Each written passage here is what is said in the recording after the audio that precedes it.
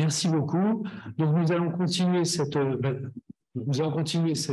séance. Alors, on va parler beaucoup de cancérologie. Vous savez que les cancers des voies aérodigestives supérieures, c'est un élément clé, c'est la 5e cause de cancer. C'est encore la 5e cause de cancer chez l'homme. Et nous avons 2 cancérologues qui sont là. Et tout d'abord, le professeur Agnès Dupré-Bory de Toulouse, qui va nous parler de ces problématiques de reconstruction qui sont essentielles parce que un des apports de la cancérologie, enfin de la cancérologie moderne, c'est d'être à la fois de resséquer de façon correcte et puis de reconstruire derrière. Donc Agnès donc va se parler de ce qu'on a évoqué tout à l'heure lors de la séance de l'année dernière. Je vous remercie. Je vous signale que notre vice-président, Pascal Richman, est de Toulouse. Et donc, c'est l'école toulousaine qui nous parle. Merci. Merci beaucoup. Merci beaucoup à l'Académie de chirurgie et à la Société française d'ORL pour cette invitation. Donc, je suis effectivement chirurgien ORL à Toulouse et spécialisée en reconstruction en cancérologie cervico-faciale.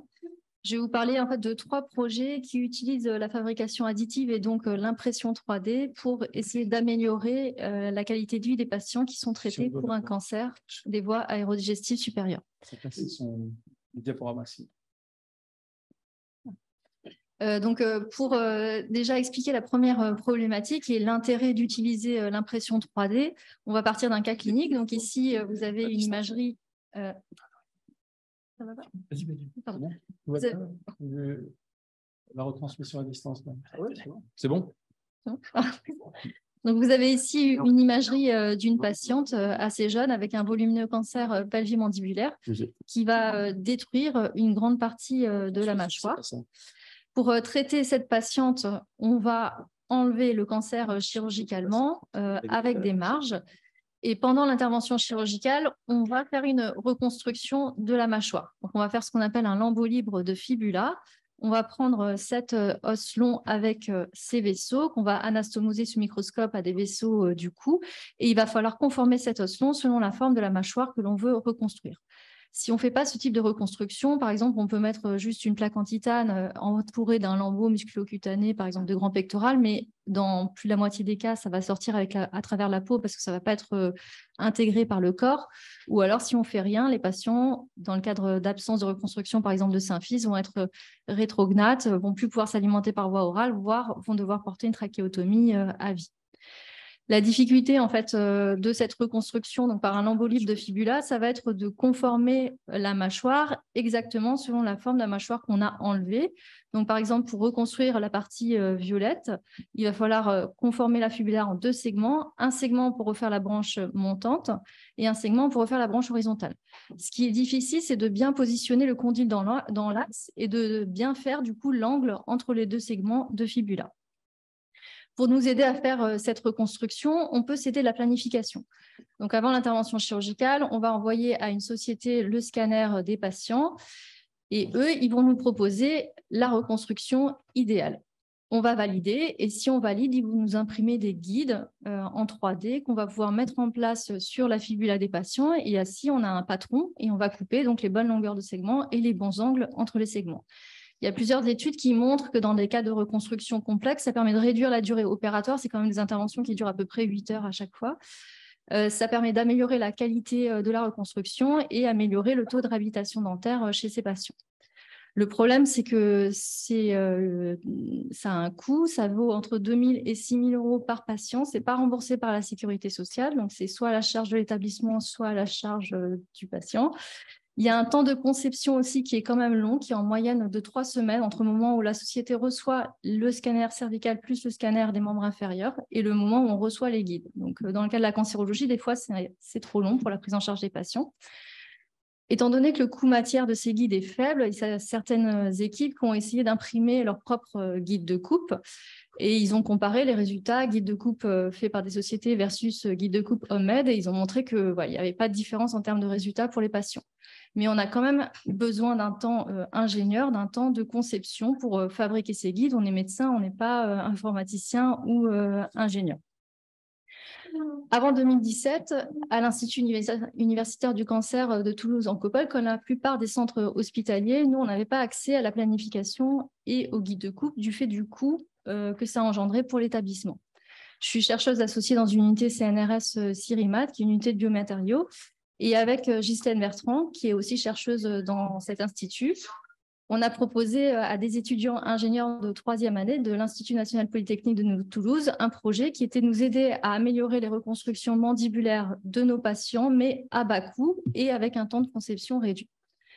Donc, on a 6 étudiants qui ont travaillé sur ce projet. Ils avaient accès à une imprimante 3D en open source qui est ici, open science, pardon, qui est ici, qui vaut à peu près 2 000 €. Ils avaient pour imprimer des fils de PLA qui sont des fils qui sont vraiment très bon marché, qui sont utilisés dans le domaine de l'agroalimentaire. Ils ont créé toute une chaîne logistique pour passer du scanner d'ICOM, donc des fichiers d'ICOM des patients, donc du scanner jusqu'à des fichiers STL en utilisant uniquement des logiciels en accès gratuit, qui nous permettaient ensuite, pour chaque patient, à partir de 2017, d'imprimer les fantômes de mandibule des patients avant chaque intervention chirurgicale. Donc ça nous permettait en fait de mieux planifier nos interventions et ça nous permettait aussi de conformer les plaques en titane qui servent à osséosynthéser les fragments entre eux, de les stériliser et de les avoir directement en accès au bloc opératoire. Donc on a estimé que ça nous faisait déjà gagner quand même à peu près une demi-heure par intervention de temps avec une amélioration de la qualité de la reconstruction pour le chirurgien. L'idée, en fait, vraiment du projet final, c'était d'arriver à avoir aussi des guides de coupe bon marché avec un temps de conception faible. Et un de nos étudiants a été engagé par une société toulousaine qui s'appelle Anatomic Modeling, qui est une société spécialisée dans l'impression 3D, donc c'est Pierre Lex. Et à partir de 2018, on a contractualisé avec cette société. Donc, moyennant 900 € par patient et un temps de fabrication d'1 semaine, on avait accès au guide de coupe et à la planification pour tous les patients. Donc ça, c'est le cas en fait d'un des premiers patients avec un volumineux cancer aussi pelvimandibulaire qui envahissait le menton, pour lequel il fallait faire une résection labio-mentonnière plus de la mandibule d'angle à angle. Donc c'est une intervention qu'on a fait à 3 équipes avec donc moi je me suis occupée de la reconstruction mandibulaire et le docteur Mérès de la reconstruction labio-mentonnière par un deuxième lambeau libre, un lambeau libre antérolatéral de cuisse. Et ça, c'est le résultat donc juste après l'opération et le résultat à 1 mois. Et c'est un patient qui est resté hospitalisé que 15 jours et qui a pu s'alimenter par voie orale dès 10 jours. Et sans l'aide de la planification, je ne pense pas qu'on aurait pu avoir ce type de résultat. D'autres exemples de patients avec des reconstructions mandibulaires avec la planification. On a aussi des consultations de recours pour des patients avec des exérèses très larges, mandibules, lèvres, menton, avec toujours des reconstructions, des fois par double lambeau libre, avec une planification qui est nécessaire vraiment dans certains cas. Et là, le résultat à 1 an pour ce patient. On utilise aussi, je reviens juste sur le premier cas clinique, donc juste pour vous expliquer l'intérêt de la planification. Donc la patiente pour laquelle je vous ai présenté le scanner au départ, comme il y a une perte de substance osseuse, on a vraiment besoin d'avoir la vue 3D et de recréer la mandibule que la patiente devrait avoir. Donc les ingénieurs, ils vont travailler selon un effet miroir pour partir de la mandibule ici, recréer l'ancienne mâchoire et ensuite nous proposer la planification et donc la reconstruction dans ce cas-là avec 3 segments de fibula. On utilise aussi l'impression 3D donc pour les reconstructions maxillaires complexes pour avoir le modèle anatomique du patient qu'on va opérer. Par exemple, ici, c'était un patient jeune qu'on a opéré conjointement avec le professeur Vergès. Le fait d'avoir ce modèle anatomique avant l'intervention chirurgicale, ça permettait vraiment qu'on se concerte. Lui, il m'indiquait en fait les traits de section qui étaient programmés. Donc là, on avait dû déposer l'orbite, l'arcade zygomatique et une partie du palais. Et j'avais pu prévoir la planification de la reconstruction avec 2 segments d'omoplate chez ce patient. Et ici, c'est le résultat à 3 mois en post-opératoire. Le problème, comme vous savez, il y a des problèmes sur les dispositifs médicaux. Il y a une loi européenne qui s'appelle MDR 2017, qui est appliquée en France depuis mai 2020, qui spécifie bien que tous les dispositifs médicaux, même sur mesure, doivent répondre aux exigences essentielles de sécurité et de performance et doivent avoir le marquage CE. Donc, la société Anatomic Modeling ne pouvait pas poursuivre le projet avec nous. Et donc, repousser la date. On a trouvé une autre société qui s'appelle 3D MadLab, qui est une société marseillaise qui est fabricante de dispositifs médicaux, qui nous a proposé un autre système qui était d'héberger sur le site de l'Oncopole un atelier d'impression 3D, mais de 3D MadLab. Donc ça, c'est l'atelier qui est actuellement en place à l'Oncopole.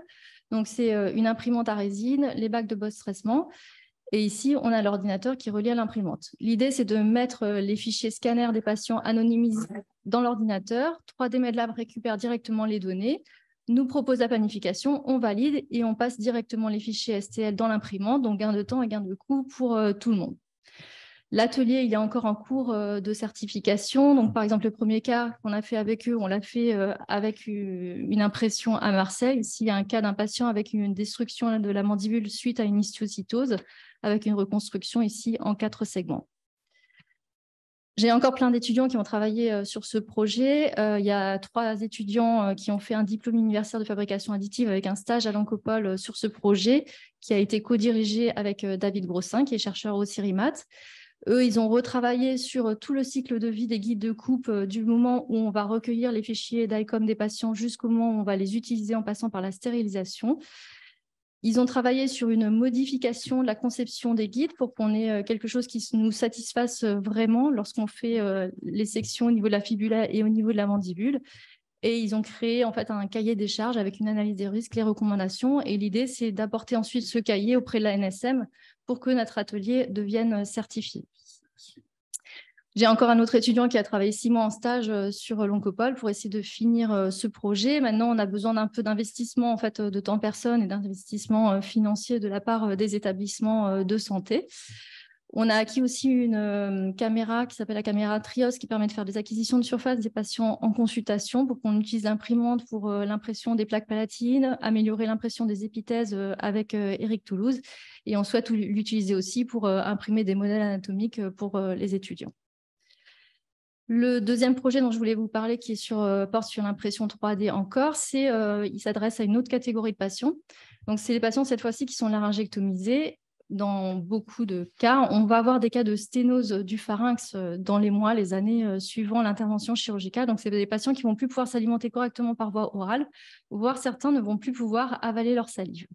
Donc, pour ces patients-là, ce qu'on fait, c'est qu'on, sous anesthésie générale, on va dilater la sténose et on va mettre en place un tube salivaire qui s'appelle un tube de Montgomery, qui est fabriqué par la société Novatech, qui sont des tubes standards. Il y a 4 tailles qui existent, mais il n'y a que le diamètre qui varie. Souvent, ce tube, il est mal supporté, il va remonter par la bouche, voire être expulsé ou se coller au niveau du voile du palais et provoquer des douleurs. Donc, l'idée de ce projet qui a été financé par les hôpitaux de Toulouse, on travaille conjointement avec une société lyonnaise qui s'appelle 3DES, un partenaire académique 3D Fab et la société Novatech, c'est de créer des stents pharyngés sur mesure, toujours en silicone. Donc, ce projet dure 4 ans. On a 4 patients qui sont inclus dans cette étude. Actuellement, on a modélisé 2 prothèses pour 2 patients. Et normalement, l'année prochaine, on devrait pouvoir implanter ces prothèses chez 4 patients pour vérifier la tolérance et l'efficacité. Et c'est Novatech qui les produira puisqu'ils sont fabricants de dispositifs médicaux. Le dernier projet dont je voulais vous parler, c'est le projet qui est fait en collaboration avec la société Serum. C'est une société belge qui fabrique des implants médicaux sur mesure à base d'hydroxyapatite. Donc, c'est des biomatériaux assez spéciaux parce qu'ils sont poreux, avec un système d'échafaudage à l'intérieur qui permet la colonisation de l'implant par le tissu environnant. Donc, je vous présente le cas d'une patiente qui a 50 ans actuellement, qui a perdu son nez suite à un traitement par radiochimiothérapie pour un cancer des fosses nasales. Elle a eu plusieurs échecs de reconstruction par des lambeaux classiques, avec des greffes de côte, des lambeaux frontaux. Elle ne supportait pas du tout l'épithèse que l'on met classiquement et qui marche d'habitude bien chez les patients, mais elle n'arrivait pas à la supporter. Donc, on lui a proposé d'imprimer son nez, en fait, une matrice de nez sur mesure à partir des scanners d'avant traitement de son cancer. Et on l'a mis en nourrice au mois de septembre au niveau de son avant-bras. Donc, elle l'a gardé pendant 2 mois au niveau de son avant-bras. On a vérifié cliniquement régulièrement que l'implant était complètement intégré. Et on a fait la 2e étape chirurgicale. Donc, on a fait ces chirurgies avec le docteur Benjamin Vérel. Au mois de septembre, j'ai pu reprendre la prothèse avec le lambeau libre antébrachial. On l'a remis en place au niveau de la région nasale et on a anastomosé les vaisseaux au niveau des vaisseaux temporaux. Donc là, on est à plus d'1 mois en fait, de la dernière chirurgie. La patiente va très bien, elle est extrêmement contente du résultat. Pour nous, en fait, on a un peu trop surdimensionné le lambeau, donc c'est un petit peu gros, il y aura des retouches à faire. Mais malgré ça, en fait, elle est contente d'avoir de nouveau un nez en place. Voilà, je voulais remercier l'ensemble des équipes, de tous nos partenaires, équipes chirurgicales, laboratoire de recherche, les étudiants et l'Académie de chirurgie et la Société française de RN. Merci beaucoup, Agnès. Alors, je vais faire un premier commentaire, c'est qu'en matière de cancérologie, vous avez vu les atteintes majeures qu'on peut avoir. La reconstruction a été vraiment quelque chose d'absolument capital.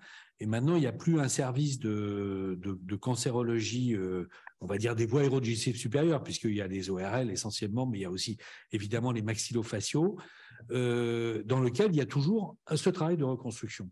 Et alors, ce qui est intéressant, et la question finalement, la première question qui me vient à l'esprit, c'est que au fond, vous avez commencé à en parler, bien sûr, c'est que ces reconstructions, et c'est le triomphe dans la chirurgie, dans la carcinologie de la cavité buccale, hein, c'est vraiment un triomphe, c'est que finalement, ces reconstructions, elles ont été rendues possibles avec des plaques préformées, et finalement, le bon qualitatif, c'est finalement de faire, ça permet de gagner du temps en faisant une adaptation ad hominem spécialisée. Donc, c'est au fond, est-ce que ces efforts considérables, et qui ne sont pas finis, on a compris, ces efforts considérables pour passer du prêt-à-porter au sur-mesure, est-ce que finalement, vous pouvez nous dire tout ce que ça apporte, vous avez un peu dit, enfin, ce que ça apporte, et quelle est la proportion de patients qui vont vraiment en bénéficier plus?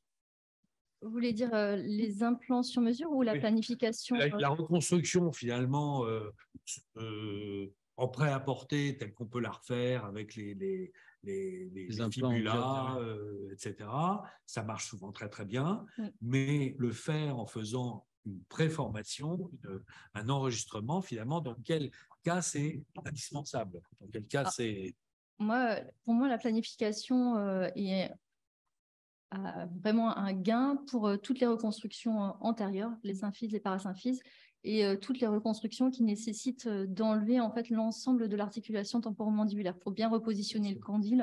C'est assez important. Réciproquement, et vous l'avez très bien dit, qu'à la fois, il y a ce mouvement formidable dans lequel vous dites, bon, on va le faire à la maison, on va faire notre petite, notre élaboration du 3D, on va le faire, puis on vous dit, ah ben non, parce qu'il faut que vous soyez, patenté. Et donc, il y a un mouvement à la fois de simplification, de réduction des coûts, de réduction du temps, etc., qui est très, très moderne et séduisant. Et en même temps, on vous dit, bah non, il faut que vous fassiez, que vous ayez le long processus administratif. Donc, et vous essayez, j'aime bien la façon dont vous essayez finalement de le raccourcir. En fait, avec les nouvelles lois, c'est vrai certaines sociétés, du coup, ont le monopole parce que, en fait, elles sont seules à pouvoir avoir un investissement financier assez important pour obtenir cette certification.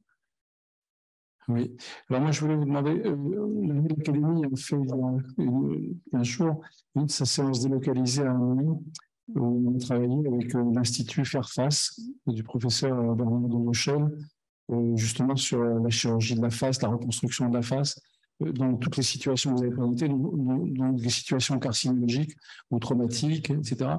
Dans quelle mesure le laboratoire de Toulouse, dans lequel vous travaillez activement, est en relation d'échange, de transfert de savoir avec l'Institut Fairface d'Amiens pour créer un pôle français qui s'intéresse de manière beaucoup plus active à tous ces sujets qui sont extrêmement complexes en fait. Alors, avec Amiens, en fait, d'un point de vue clinique, déjà, on a une RCP nationale reconstruction complexe qui a lieu de manière trimestrielle et Amiens fait partie de cette RCP, donc on échange déjà régulièrement. Et après, sur la partie effectivement recherche translationnelle, pour l'instant, j'ai un partenaire industriel qui est commun avec eux pour un autre projet, mais effectivement, il faudrait qu'on ait d'autres projets. J'encourage parce que notamment, tous les développements multiples qui sont actuellement en cours de développement, en cours de réflexion, aussi bien en matière biologique, de rejet, de greffe hétérologue, d'hologramme, de reconstruction, pour faire des modèles 3D, etc. Tout ceci, c'est archi développé et je pense que ça mériterait, réciproquement, vous allez leur apporter des choses. C'est probable. Oui, on a les mêmes thématiques. Question. Il y a des micros dans la salle. Oui, je peux intervenir? Oui, Pascal. Oui, bonjour. À distance. Pascal Richard. Oui, je voulais féliciter Agnès Dupré-Borriès pour sa remarquable présentation. Je pense qu'elle aurait pu faire aussi un autre métier, c'est celui d'ingénieur. En tout cas, je vois qu'elle multiplie les projets. C'est très intéressant comme réflexion. Parce que, comme ça a été signalé, c'était aussi le thème la semaine dernière, puisqu'on parlait de chirurgie personnalisée. Et là, on est en plein dans la chirurgie personnalisée, avec les problèmes d'organisation et de coûts que cela représente. C'est-à-dire que tout le monde ne peut pas avoir accès à ce type de prothèse. Ce n'est pas toujours remboursé. Il y a tous les processus très longs que l'on connaît. Et je crois que là, on voit se développer devant nous peut-être un nouveau modèle. C'est ça qui m'intéresse, où on internalise une partie, voire toute ou partie de la production. Se pose évidemment la question du cadre réglementaire qu'on évoquait la semaine dernière et qui a été soulevée. Vous avez évoqué vous-même la relation avec la NSM qui est évidente. Alors ça, c'est une première question. Je suppose que pour tous ces cas, vous avez des registres avec des suivis à long terme, en tout cas en termes de tolérance. C'est ma première question.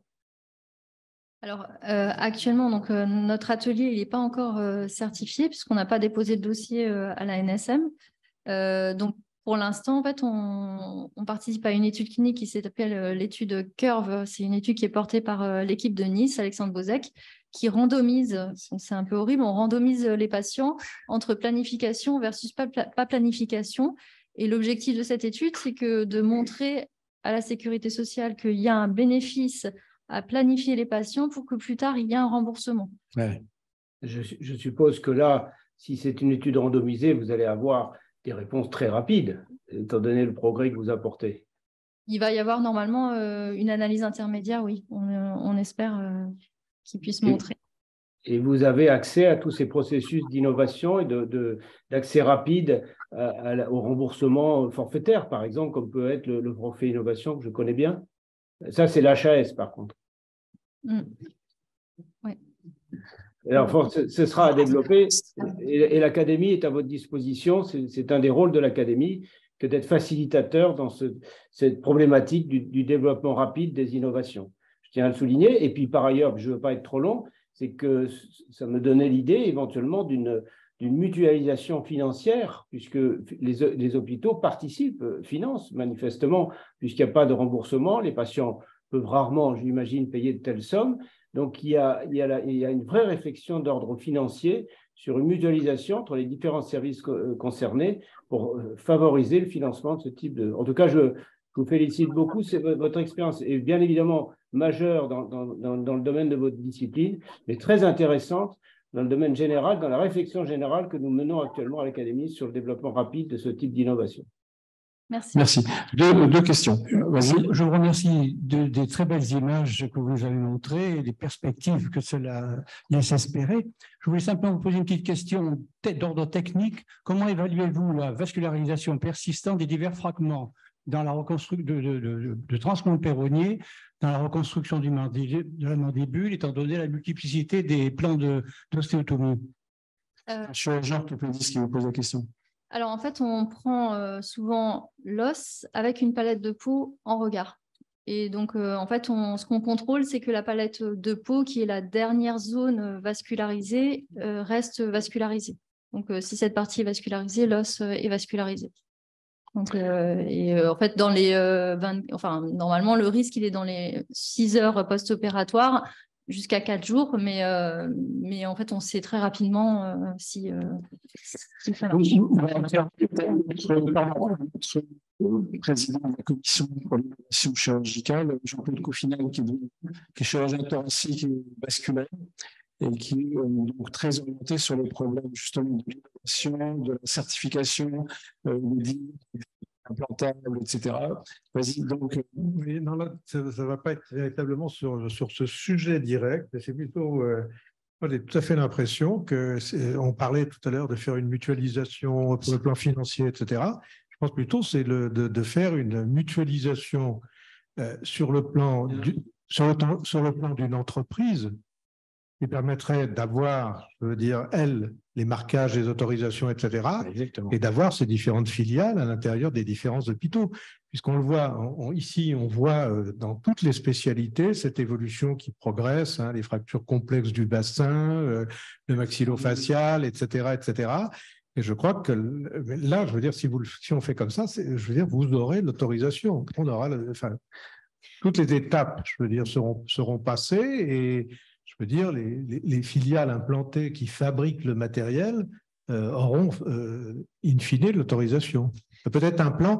Moi, je propose, parce qu'on va avoir, ravi de vous rencontrer là, qu'on va avoir pour cette problématique, un représentant par spécialité. Donc, je pense le faire discuter ensemble pour voir ces problématiques d'organisationnel, technique et réglementaire pour essayer de voir si on peut trouver une solution collective qui vous permettrait alors là d'avoir un gain très important, je veux dire, pour l'organisation. Oui. Je crois que c'est intéressant que le système hospitalier se mette en relation directement avec industriel, et ce n'est pas souhaitable. Et je pense que dans mon propre expérience, et ce que j'ai vu, c'est le chirurgien qui peut concevoir et guider vers la réalisation d'industriel. Donc, il faut une structure de recherche. J'ai vu 2 modèles intelligents de structure de recherche. L'un à Hanovre qui regroupait des laboratoires de biologie, d'orthopédie, de maxillofacial, mais il y avait toujours un labo de 3D. Alors pourquoi en Allemagne à Hanovre? Parce que c'est sur des fondations et ils ont beaucoup d'argent. Et l'autre, c'est à Shanghai, qui avait exactement le même modèle. Je pense que les Chinois avaient un peu pompé le truc de Hanovre, mais pourquoi en Chine? C'est parce qu'il y avait plus de 10% de croissance par an. Donc là, je crois que si on supprime l'étape de la recherche et de la mise au point par les chirurgiens dans un système de recherche, on perd de l'efficacité. Oui, l'idée, en fait, c'était justement via en fait, le CIRIMAT, les étudiants ingénieurs et le partenariat avec un industriel, en fait, d'essayer de faire une preuve de concept qu'on pouvait internaliser un atelier certifié au sein de tous les hôpitaux. En fait, Oui, là où je mets l'industriel, c'est que l'industriel, il est là pour rapporter de l'argent aux gens qui ont mis de l'argent dans l'industrie, bien sûr, et que ce n'est pas notre objectif. Sur la réactivité, parce que le temps a une importance et qu'il faut avoir des petites entreprises quand même comme partenaires, des petites entreprises, la Marseillaise, la Belge, là, qui sont probablement des petites entreprises assez réactives avec lesquelles vous avez travaillé. Mais ça n'ôte rien à la remarque d'Olivier Sterckers sur le fait que les choses se développent comme vous le faites dans des unités de recherche, mais il faut bien des partenariats industriels sur lesquels il faut trouver le bon deal. Alors moi, je suis d'accord avec les partenariats industriels, mais en même temps, il y a un problème de changer d'échelle. Vous travaillez à une échelle régionale, territoriale. C'est très important. Mais manifestement, je ne vois pas pourquoi en Allemagne ou à Shanghai, ils savent mieux faire ça que nous. Nous, vous connaissez Amiens.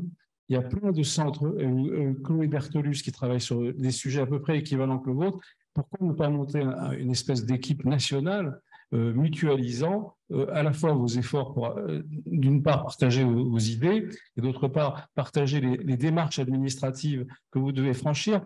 Et nous sommes en train de monter avec l'Académie nationale de chirurgie, dans le cadre de la commission innovation, des liens avec la FSM, la Fédération des spécialités médicales, les CNP professionnels, et puis il faut absolument qu'on ait un bras recherche, un bras agile qui comprenne ce que notre ami Pascal Richman disait ce matin, c'est-à-dire medical needs, de quoi a-t-on besoin pour réparer ces dégâts, et on ne comprend pas comment aujourd'hui la sécurité sociale ne peut pas prendre en charge ce type de soins qui sont des soins de nécessité absolue. Il faut déclencher une blitzkrieg avec le directeur général de la sécurité sociale, de la CNAM, pour les patients. Comment c'est possible qu'on ne puisse pas rembourser ces soins? L'Académie nationale a le devoir d'alerter les pouvoirs publics sur des sujets comme ça. On ne se rencontre pas pour se faire plaisir, on se rencontre pour faire bouger les choses. Donc, merci à Agnès Dupré-Boris d'être venue se présenter tous ces projets qui sont extrêmement importants. Et en plus, ça vient, il y a un momentum, là, comme on dit. Hein, c'est-à-dire que la reconstruction est à l'heure. Juste pour dire qu'en fait, il ne faut pas mélanger tout. Enfin, il y a la recherche que vous faites.